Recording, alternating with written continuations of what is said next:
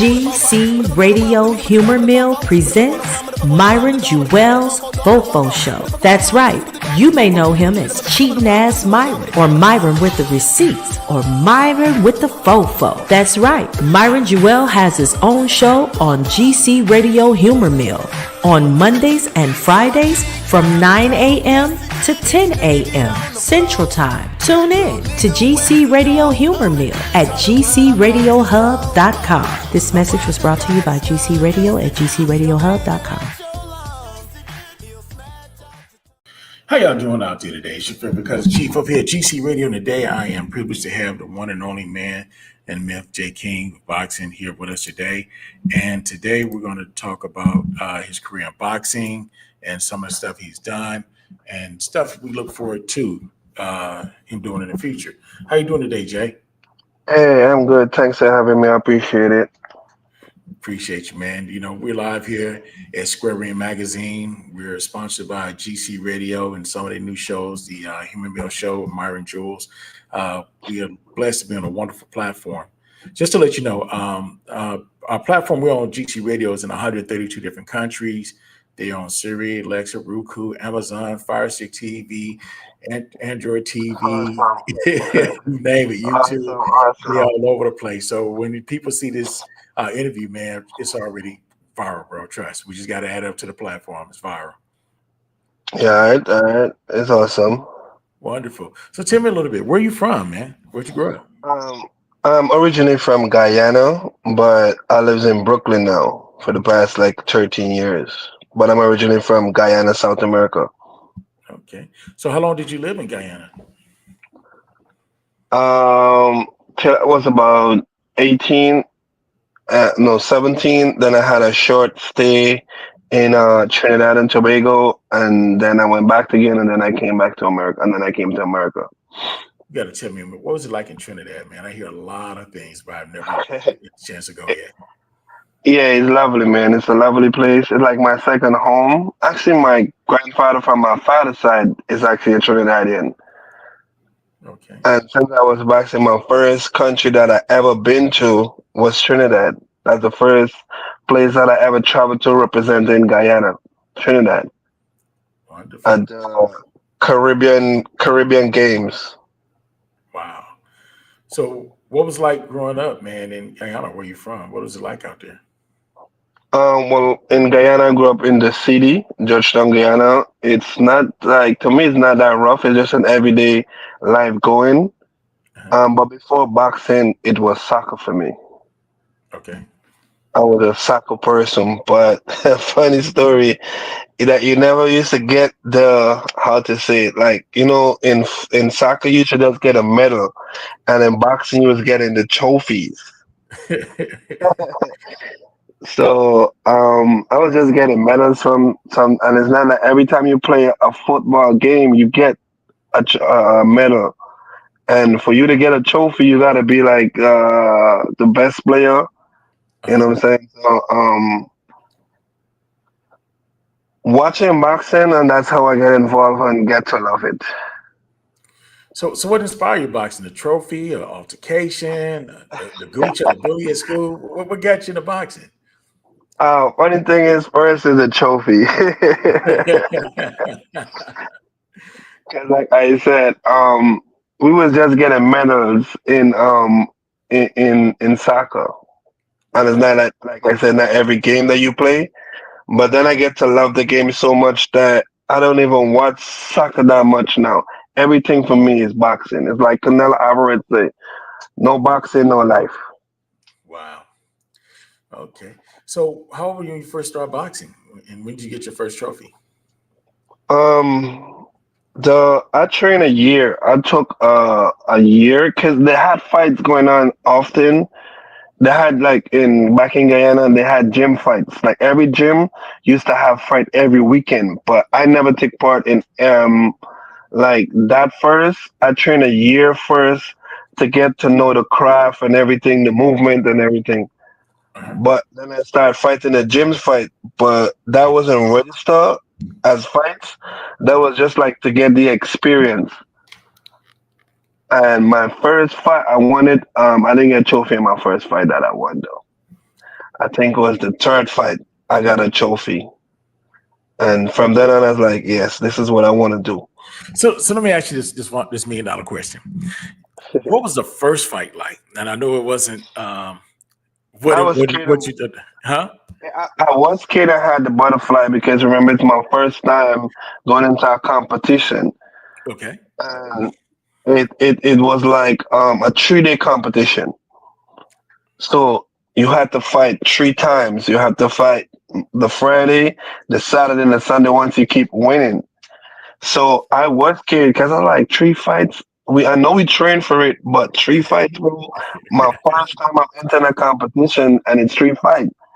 So I was scared and butterfly, but for my coach, he's like, bro, you wanted this. That's what you came for. That's what you was training. You take a year to train because some people they train like 3, 6 months because I already know to fight, but I just wanted to know the art first before. Because remember, as I said, this is something that I wanted to do. Right. So I took a year and trained, learned the steps, the movement, and everything first before. So people don't understand that you don't just fight. You have to train, and training is disciplines. You have to eat, you Yep. have to condition, you got to get your speed, you got to Yep. get in shape, you got to build up your strength. But what was it like when you first got hit? When I first got to America, it was No, kind no, no. of When you got in the ring, you first got hit. When you got a real good a real punch hit. Nah, and said, "Man, do I really want to do this?" Or did that just inspire you to hit back and hit harder? What was that nah. first blow like? The funny thing is at the Caribbean Games. That was the first time I ever like. Do I really want to do this? Because like I said, I was a tall, skinny guy. I used to weigh 119 pounds, and I was tall and skinny. And at the Caribbean Games, I was one. I had to fight at 126. Okay. Because there was no senior bantamweights at that time. So my coach, they say you have to fight at 126. Remember, these is guys who are naturally 126, and I'm moving from 119. So funny thing is, I fight a guy from I think it was Guadeloupe. Yes, Guadeloupe. I fight a guy from Guadeloupe, and he catch me an overhand bowler punch. Uh-huh. And I was like, yikes. And I went to the corner and I was like, Coach, he's hitting me hard. And my coach was like, is that what he's supposed to expect? I was like, yeah, but he hit me hard. He's like, you gotta hit him back hard. I was like, yeah, I know, but I just keep talking about the punch because he really hit me hard. Because remember, if I'm trying to jab, and at that time, I didn't know, like, because like I said, I was still learning on the game. You can't keep your head up and jabbing like this because I used to keep my head up and jab because I'm tall. So he's like telling me, so going along, I didn't know you if you keep your head up and you get hit, it's gonna be hard. So that punch that I got from Gordon who catch me, I was like, I never want to get hit so hard again. So my coach said, you gotta move your head, you gotta keep it down. And at that game, I got silver in the finals because although I beat him, I was still studying about that overhand right now. So the overhand right taught you a life career lesson about Yeah, how you hold your chin and looking up and encounter that. yeah. So that's why I said I keep. I'm still a student of the game, although I train people. I'm into matchmaking. Well, I never actually promoted my own show as yet, like Okay. by myself, but I like collaborate with people. But sometimes my name don't go down there just because of like you gotta get, in every state you have to get a license, and certain state it costs a lot of money. So my name won't go down as a promoter, but it will go down as the matchmaker because the matchmaker license is not easy to get, but you could get it. Okay. So when did you have your first professional fight? My first professional fight, I think I had that in 2009. I lost by a split decision. And in my eyes and in the public, because my first fight was in Guyana, and then my second fight was in Trinidad. But my first fight, the public, the fans thought I win the fight, and they give the guy the fight by a split decision win in I think 1 or 2 point. They said he win by,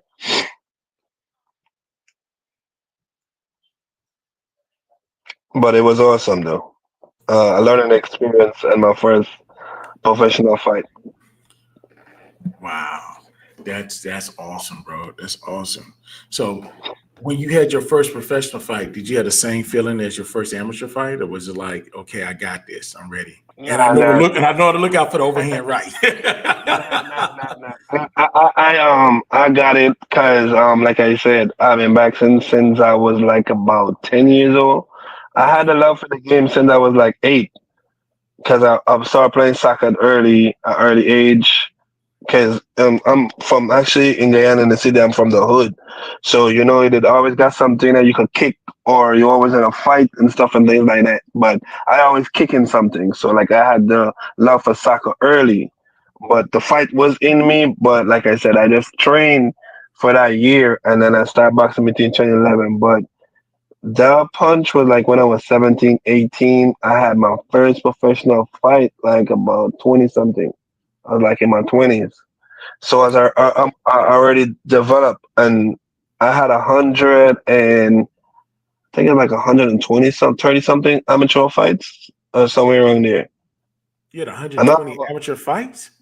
yeah, I like 120 something because I know I got like 100 and something wins and it's like about 16 losses I think. Yeah, like about that because most of my losses was like outside of Guyana. I didn't really lost that much in the early losses that I had in Guyana was like when I was now stepping up to from a junior to senior level. So I lost to the older guys who were already established as champions. Wow, Well, man, yeah, I need to hire you for our accounts payable office to do collections. yeah. You see, when you come from the Caribbean, we not Caribbean. Guyana is not a Caribbean country, but it's considered Caribbean because of the culture and the history that we have with the Caribbean. Uh-huh. So you consider as a Caribbean country. So when you come from like that part, you fight a lot. Wow. If you want to intervene, the gym fights it probably like 500. Oh, Because oh, like I said, every week they used to have fights in the gym, and you fight for hampers okay. like So, protein shake and stuff. so y'all fight for protein shakes? No, no, no. I mean like a hamper, but inside it would have stuff for nurturing the boxers. Oh, okay. For supplies. Okay, cool. Yeah, So supplies for them. when you became professional, what weight category were you in at that time? My first fight in Guyana I was a welterweight. Okay. Because as And an amateur, that's where I stopped. in the welterweights, what weight class? I mean, what's the weight on the Oh, welterweight? 147. 147 for those that know. All right. Yeah. And how long did you fight at that weight? I think I had only two fights at that weight. The one in Guyana and Trinidad.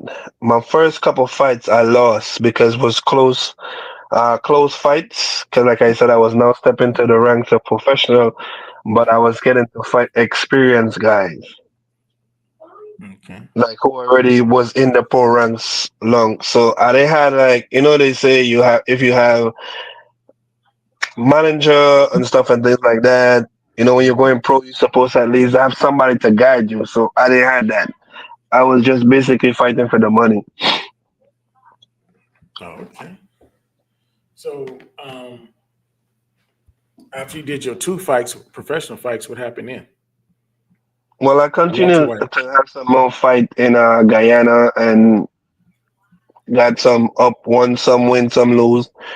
And then I came to America, the same thing, ups and lose, go to Mexico, Colombia, all these places I fight. But you didn't fight at welterweight no more. You fought in a different weight class, or what No, happened? I fight a couple at middleweight and then to light heavyweight and cruiserweight now. Like I said, coming to America, I started gaining a lot of weight because it's real hard for me to shed like pounds when I gain it. I could gain 20 pounds, get 15 off comfortable, but that 5 pound will take a while to go. And people got to understand, when boxers go through the dehydration and the weight loss, they not only lose weight, sometimes they lose stamina and power. So they really have to be Yeah, careful and you train, do. especially, You and don't do. turn the training to just a weight loss camp, because then you diminish your skills. You don't sharpen your defense attack for the match.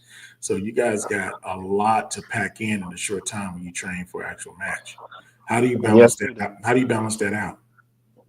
Well, the thing is, when I'm losing weight, Mhm. um, I intend to do more strength training Okay. so that I won't lose basically my power and my speed. So I do a lot of running on the mornings. So the weight loss is just like you go on a diet. Like let's say at 190 pounds and you contacted me like Jay. Um oh, by the way, my original name is Jermaine King, but everybody calls me Jay. So that's why I use the J King Entertainment as my business platform. Okay. So my name and my real name is Jermaine, but everybody calls me Jay for short. So let's say you call me, you said, Jay, hey, I'm promoting a show. I'd like to get you on the show, and it's a 175 fight. And we in November, and the fight is in January 15th. So I got mad time to do that. So what I'm gonna start doing, I'm gonna go and put myself on a diet plan. But it's not to just lose all that weight like constantly, like every day I'm trying to lose weight. But I'm gonna lose the weight gradually. Now, I ask you a question. How do you lose weight like that and work out and maintain strength, but yet shed pounds? Because when you work out hard, you gain more muscle, and muscle's heavier than fat. So how do you balance the weight loss and the strength to Yeah, but that's what I'm saying. Most times I do weight training. Like every time I finish training, I get the dumbbells. When I'm shadow boxing, I use the dumbbells. So okay? that's for the strength. When I finish training, I would do a light training session with the weights, like the pull, the pull ups and stuff and things like that, and like the basic like this. And then 2 days in a week, I would physically just go to like a Planet Fitness or one of those gym just to do weights training. Okay. So you keep the weight training light, and you just do a lot of reps to get the strength. You don't really try to Yeah, bulk up. Okay. because remember I'm losing weight. So once and that's why I said I don't want to lose it. Because if you watch at most top fighters, they try to lose all the weight one time so that they could be, oh, I'm comfortable at my weight. But if you're training that long, you're supposed to know your body. If you're boxing long, you're supposed to know your body. It's like me, like I said, in 1 week, I could drop, if I'm 20 pounds overweight, in 1 week, I could drop the 15 pounds off gradually. But, like you said, I'm going to be weak. My strength and everything is going to be gone. And that's what most professional fighters do. They try to lose all the weight one time. You got 8 weeks for a fight. You could lose 3 weeks, 3 pounds every couple of days. You don't have to lose it like you want to lose it, man. You know what I'm saying? Right. They want to lose all the weight and then come in, you don't have to scale like a ghost.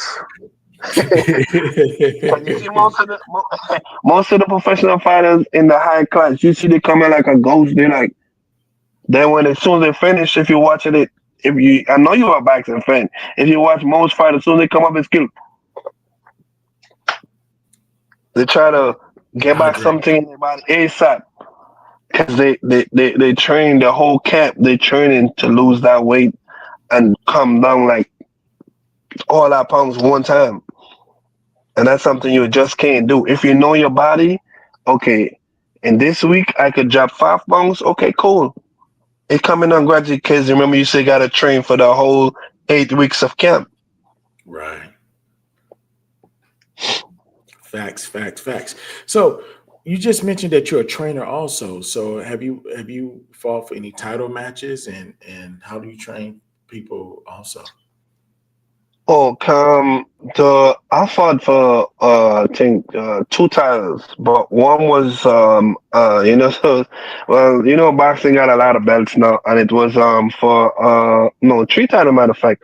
I fought for the Kentucky cruiserweight title. I lost that by a close fight because the guy he's from Kentucky, but Kentucky said once one person is from Kentucky and you fight more than one time in Kentucky, you could fight for that. So I fought for the Kentucky title. I lose that. Then I fought for a promotional company belt. Lost that to the same guy. And then my last fight, I lost because I got a cut in my nose and the referee stopped the fight for the Universal Boxing Council Cruiserweight North American title, the UBO. Okay. You ever fought for UBO? You ever fought any ABF fights or any IBF, any of those? Funny thing is, I was to fight for the ABF, but the guy who was the president at the time, he switched to the UBO. So Okay. that's how come I got the fight for the UBO. Okay. Wonderful. Wonderful. Wonderful. I know that guy. He's a good guy. Yeah, Jimmy Lance is a yeah. good guy. Wonderful. So when did you start training? How did you come into training that atmosphere? Training people or Mhm. myself? Yeah. When did you start training other people? I have a fitness certificate with ISSC, but I used to train people from long time, like people who just want to work out, people who want to defend themselves. But when I came to America, I see that it's how to put it, a money business. It's Yeah. not like just like because you from the Caribbean, you're gonna help somebody like they want to come in to the gym and like because mostly in the Caribbean everything is mostly naturally free, but in America everything is about money because I had to pay to get my SSA. I used to one time work with a guy from Fox Boxing, cool Uh-huh. guy, Freddie. I used to work with him like every week. I used to get 3 days, 4 classes to train people the art of boxing. And my gym that I'm in right now, but I didn't go for a whole month because of personal reason. I do train people and kids at a gym on Malcolm X, Okay. um, Gym X Boxing. Okay. So in America, money motivates you to train. You see there's a lot of money to be made. And have you And none of trained? them, remember something I love doing, but you're getting paid to do it in America. Have you trained anybody that fought for any titles? Or are you still looking for more people to train? Or? No, most of the people that I train, they come just to get fit. And once the case is, I had one dude wanted me to train him to fight, but then he got in some personal problems. Okay. Man, this is interesting. So I'm gonna take a quick TV timeout or break to one of our sponsors, which is GC Radio, and one of the programs they have, the new Human Meal Show. And after this commercial break, we'll be right back. Okay, we'll take a quick break. We'll come back with more with Jay King and the boxing training and more of his career just after this commercial break. GC Radio. Ladies and gentlemen, GC Radio is proud to present the Myron Jewel Fofo Show. That's right, cheating ass Myron. Myron with the receipts. Myron with the Fofo is coming to GC Radio with his own show. Stay tuned. Mondays and Fridays. If you don't catch the show live on Mondays, you can catch the pre-recorded show on Fridays. The Myron Jewel Fofo Show will be with GC Radio. Go to gcradiohub.com, click on Listen Live, and go to the Humor Meal station. That's right. Tune in on Mondays and Fridays to listen to the Myron Jewel Fofo Show. This message was brought to you by GC Radio at gcradiohub.com.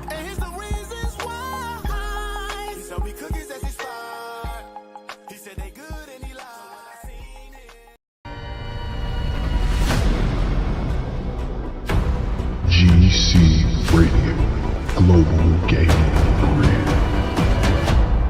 GC Radio.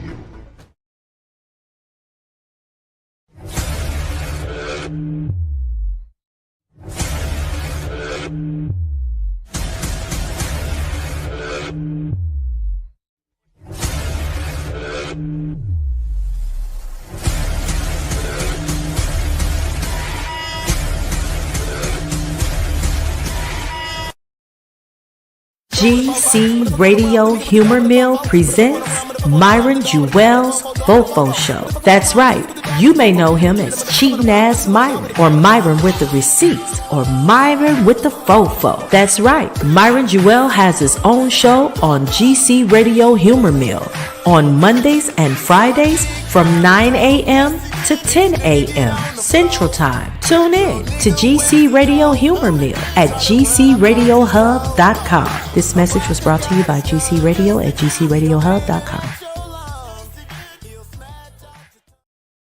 Okay, we back after the commercial break. We got my man Jay King back in the building. Oh, I got to get a shirt, man. I know you got one to fit me. If not, we can sew two together, man. I got to get a shirt, dog. I gotta get a shirt.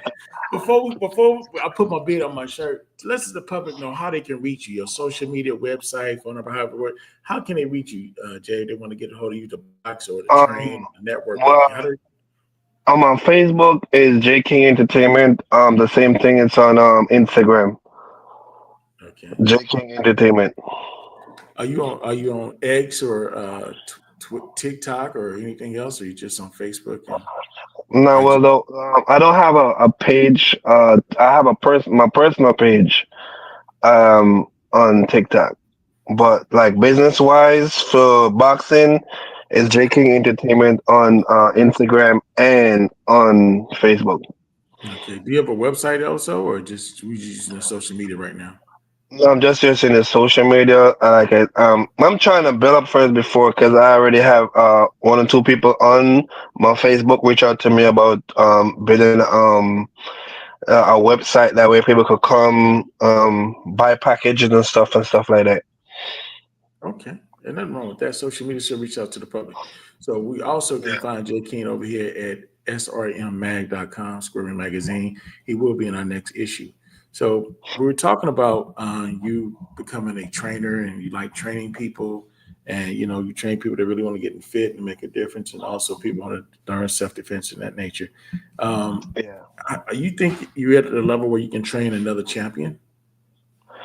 Yeah, of course. At the moment, not basically training him, but I'm guiding a 4-on-1 guy right now he's from Guyana, but he lives in America too, and he has a fight on the 22nd of November in Guyana.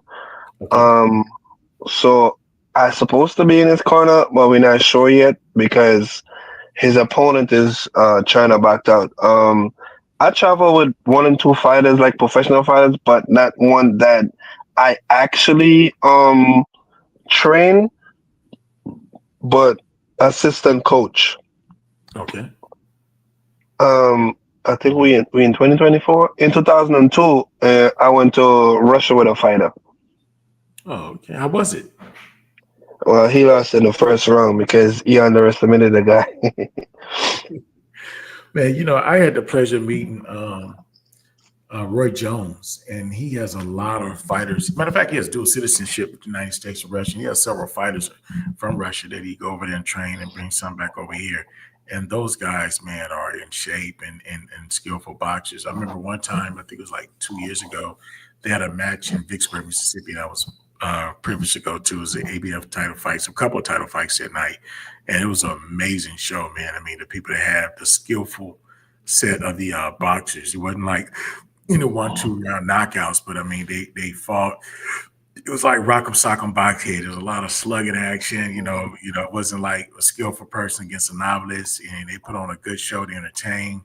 If it was a few knockouts, don't get it twisted. Some people did get knocked out, but it was just a real good show that night. It was really nice to see Roy Boy get in there and do his thing, and it was really nice. I met Roy after, real classy guy. The next question is this. How do you feel about fighting for different divisions like the IBF or the ABF or the UBO? Is it a difference in fighting for the different belts, or it's pretty much all the same? Or, how do you feel about that? Well, like I said, I would give myself like about 2 more years in boxing because I have a messed up record as a professional. But I want to like push myself over to training, continue doing the matchmaking, and probably promote some shows in my home country, Guyana and Trinidad, because I correspond with some promoters in Trinidad and in Guyana. Um, but I think for me to meet, as we all know, there's politics in professional boxing. When it comes to, I always tell promoters and fighters, at this stage right now, you should try to give some of the less organization that who's not like everyone. If you ask anyone about boxing, they only mostly know the four major organization and BBC, the IBF. WBC, WBIBF, and the WBO. And the IBO, some people who diehard boxing fans, they know about the IBO. Which then Right. the funny thing is, I was talking to the same fighter, and I told him, I was like, the IBO was one of the recognized titles with the WBA, the WBC. But for some reason, the WBO came and pushed that aside.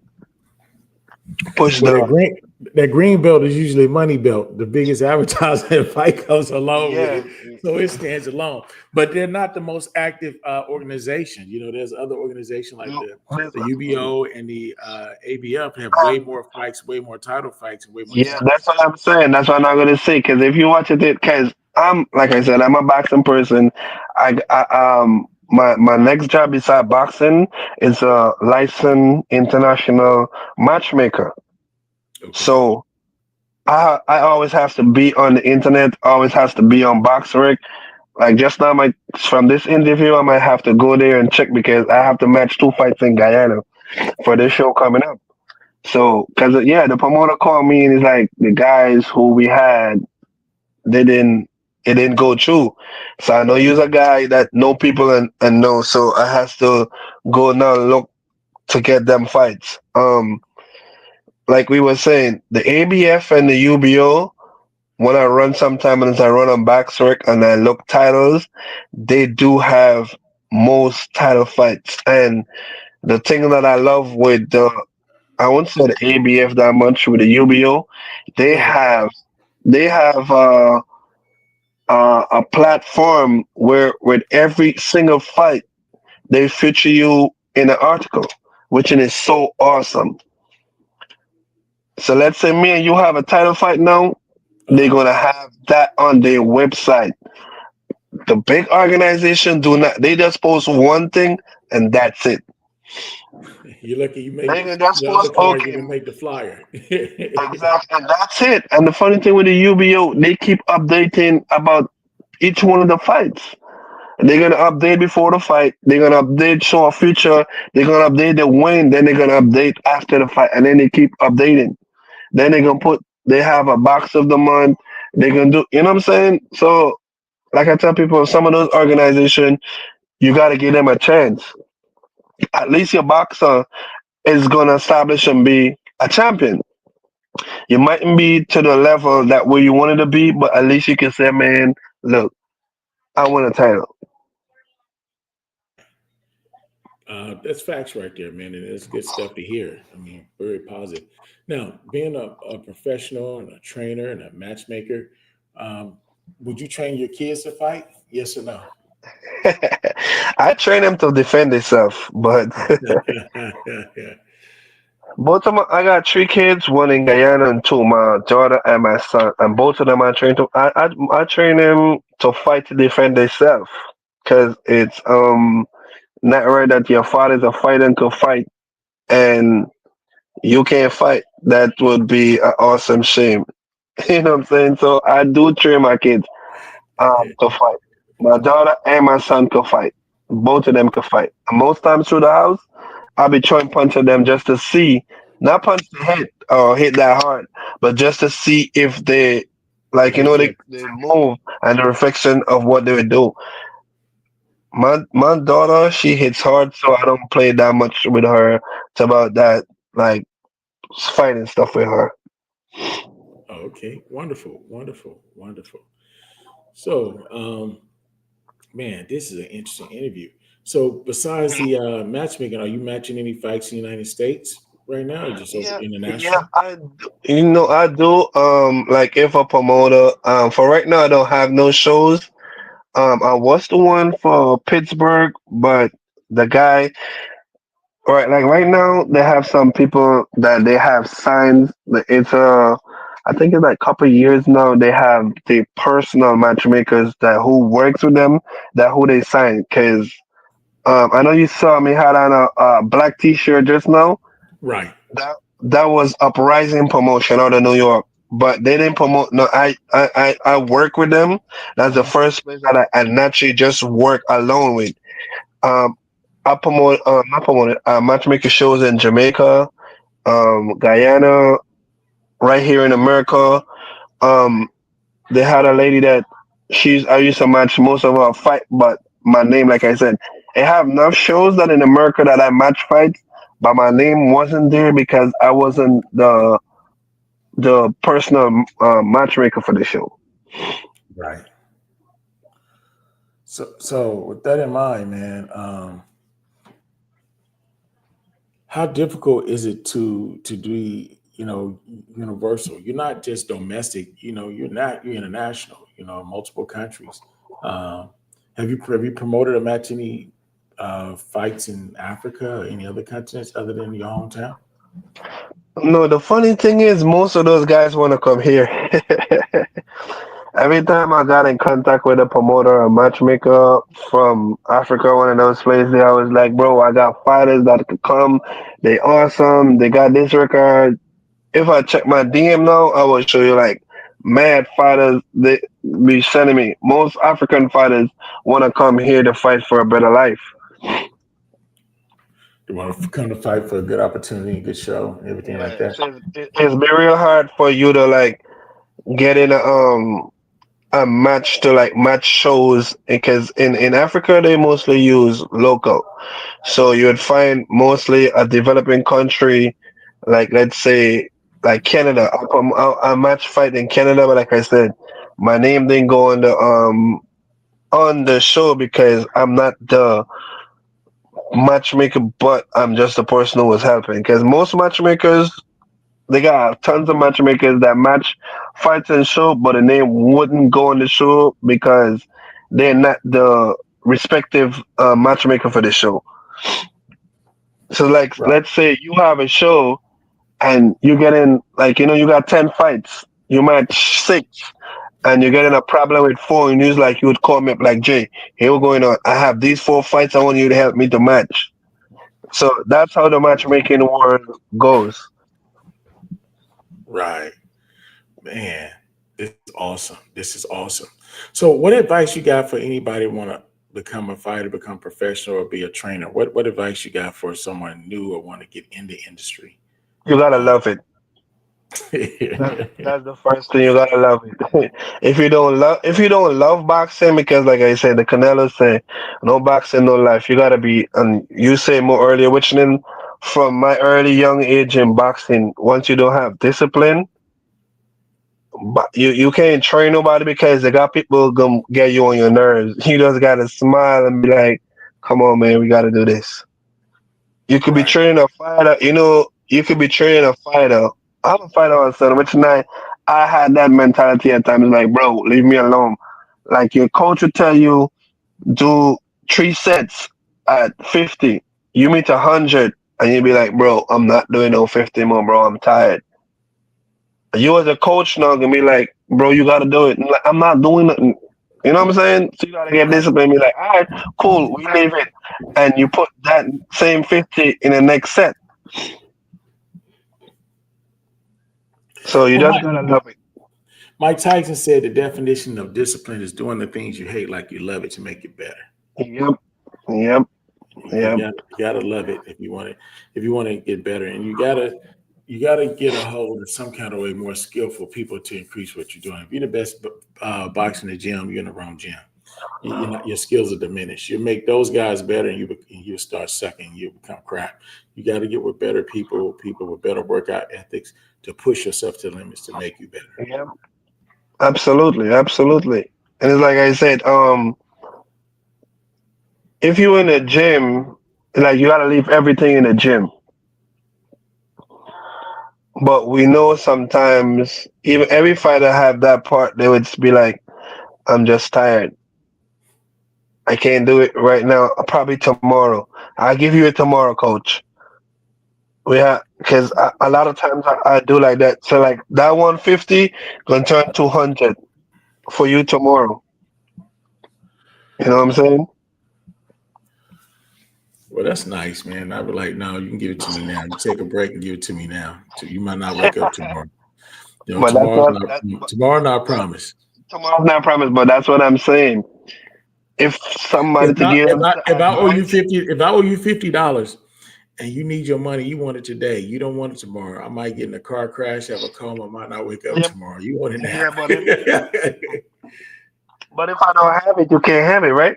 No, but if That's I the have it, reason I just not, borrowed. no. But if I have it, just don't want to give it up and say, "Well, I feel comfortable giving Yeah, it to you tomorrow." To give it to me now, they got them in it. They in the gym. They trying to reserve. You gotta, yeah. you But like gotta I said, if I don't have the 50, I can't give. That's the reason why I right, borrowed from you because I don't have it.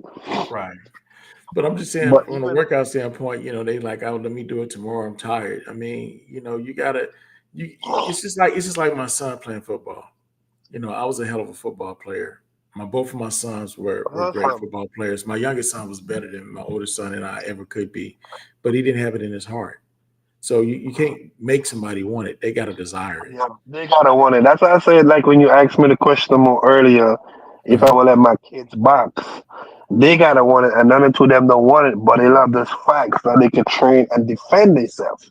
True. Because if I put boxing on and I'm watching boxing, it's like, "Ah, he's hitting him. They don't want to do that. So, but like I said, I would still train them to self defense. Okay. Excellent. Excellent. So, with this in mind, you have displayed a lot, bro, from where you grew up, where you're from, the love of the sports, your knowledge on the skill set of the sport of boxing as a whole, from a trainer, fight scheduler, boxer, and in international. Let me get that straight, not domestic, but just international, which is amazing. It's hard to do that locally, but you do it on an international platform, bro. And Square Magazine is lucky and blessed to have you on this interview. So Thank we're you. going I to be doing appreciate a it. few virtual meetings. We'd love to have you on our talk show on the platform when we do the clubhouse things for other Okay. people who want to learn about boxing, learn about being a matchmaker, and learn about the business side of it. And we'd love to have you on one of our clubhouses on a panel when we do those. Those be coming up soon, and we'd love to have you. Okay. All right. But I need my shirt, man. Like I said, two of them together. I'm a Well, big dude. probably when I make this is probably when I make the JK Entertainment one. I got you, bro. So this is the. There's only two of these I have, and the next one I can't find it. That's why when I catch myself, I was like, I know I had one that I wear recently in the week because when I go to the gym, most times me like I don't know what other people, but when I'm going to the gym, I want to wear something like define boxing. You know what I'm saying? Something says boxing in front, and most times I go with my jersey, like say J boxing. So like if I go and there's somebody like, let's say you walk into the gym now and Uh-huh. you be like, I'm looking for a trainer, bro. I'm right here. You know what I'm It's saying? smart. So if I have this on or something, coming with boxing, they can be like, okay, and then we go from there. But I got you when I make the JK Entertainment one though, because I gotta Okay. make some JK Entertainment one. I got you. I appreciate it, Jay. And I appreciate you letting us monopolize your morning. I know you have a lot going on, a busy schedule, family, international barrister, international schedule maker, international trainer. Man, the list goes on. And just one more time, let everybody know how they can reach you on social media. JK Entertainment on Facebook and Instagram. And is any words, final words you want to give them before we close out the interview today to the Man, people tuning in? just be you. If you want to get in boxing, you gotta love it. Discipline is number one priority in going in any sports, but like I said, in boxing, that's the number one. If you don't have discipline, you ain't gonna meet far. And you gotta love it. If you get into boxing, even just to train, to lose weight, to look fit, to self defense, you gotta love it. Because if you don't love it, you ain't gonna reach no way in boxing. You can just be like we have to say in the Caribbean, you're gonna be an ornament. An ornament means something just be right there all the time. It just gonna be up on the shelf, right there. That's what you're gonna be. If you don't love it, you can't move, you can't shine. All right. So thank you, Jay, and those that tune in. This is your cousin Chief from GC Radio, also Square Ring Magazine, SRMMAG.com. Go to Square Magazine now. You can see our first issue up. We have it with our boy on the cover, the Canadian Prince Undefeated. We also have some key issues from Action Jackson and also Mr. Jacobs, two other trainers in here, with a couple of ads from Olympians and some other stuff. So go check out what we got to deliver and offer at Square Ring Magazine. The website is new. There's more to come. Also, we're going to have more talent like J King Boxing that we have here. So thank y'all for tuning in, Mr. J King, my It's a listeners. pleasure. All right. And your favorite cousin Chief at GC Radio and Square Magazine. Thank y'all for tuning in.